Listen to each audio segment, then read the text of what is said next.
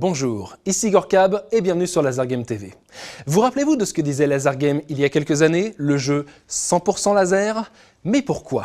Existe-t-il des laser tags qui ne soient pas 100% laser?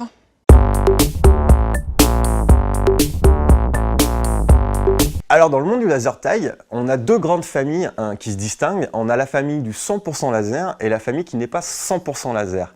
La différence, elle est très simple, c'est que pour tout le monde, on a un faisceau laser qui vise à peu près la zone qu'on veut tirer.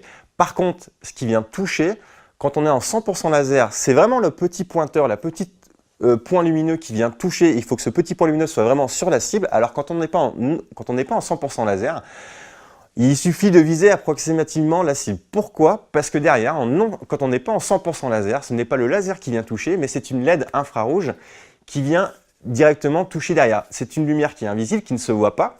Donc le laser permet juste de guider à peu près le tir, de viser approximativement, et ensuite on a une LED infrarouge. Sauf que la technologie de la LED infrarouge est limitée. Pour expliquer un peu simplement, c'est que le tir infrarouge, c'est un tir qui est conique, qui part d'un émetteur infrarouge et qui fait un cône, donc qui s'élargit. Et en fait, le capteur, lui, par contre, est tout petit sur le gilet, il prend très peu de place et il n'a rien à voir avec les éléments lumineux. Et l'inconvénient de cette technique-là, c'est qu'en fait, la difficulté reste constante, quelle que soit la distance de tir. Si tu te trouves à 1 mètre, j'ai une tâche qui est grande comme ça, et donc j'ai une certaine difficulté de touche. Et si tu te trouves à 10 mètres, en réalité, la tâche est 10 fois plus grande, donc c'est pas plus difficile de toucher. Avec un laser qui lui est droit et qui garde la même taille sur toute la longueur, toucher quelqu'un à 10 mètres sur une cible qui est grosse comme ça, ou à 1 mètre, la difficulté n'est pas la même. Prenez l'exemple du quotidien, votre téléviseur, vous avez une télécommande, c'est une petite LED infrarouge qui est sur votre télécommande, et quand vous visez votre téléviseur, il suffit de viser approximativement votre téléviseur pour que ça prenne en compte l'information. Le non 100% laser, c'est exactement la même technologie, c'est-à-dire qu'il suffit de viser approximativement pour toucher l'adversaire. Par contre, les inconvénients sont que quand vous avez deux personnes côte à côte qui sont un adversaire et un coéquipier, en fin de compte, on s'est aperçu que le non 100% laser, ça touchait un peu les deux, alors qu'on visait plus ou moins l'autre. Donc ça rend le jeu quand même beaucoup moins ludique. Alors que le 100% laser, on est vraiment sur le pointeur laser qui vise la cible, c'est lui qui transmet l'information, ce qui donne une jouabilité beaucoup plus précise en termes de visée et de touche.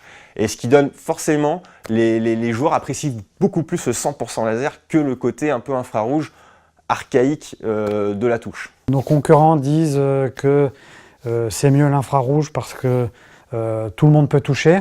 Et en fait, nous, ce qu'on sait, de par nos retours clients, c'est qu'en réalité, quand on touche à 100% à chaque fois, pouf, on touche, il n'y a pas de jeu, c'est pas rigolo. En réalité, là, il y a une marge de progression, il y a des difficultés. On peut parfois se retrouver face à face avec un pote et à se taquiner à essayer le premier qui touche l'autre. Ça ne serait pas possible en infrarouge, parce que si l'infrarouge, le premier qui touche tire, vu qu'il n'y a pas besoin de viser, c'est presque trop facile. Voilà. C'est quand même vachement plus sympa d'avoir des petits duels et de se taquiner avec des amis.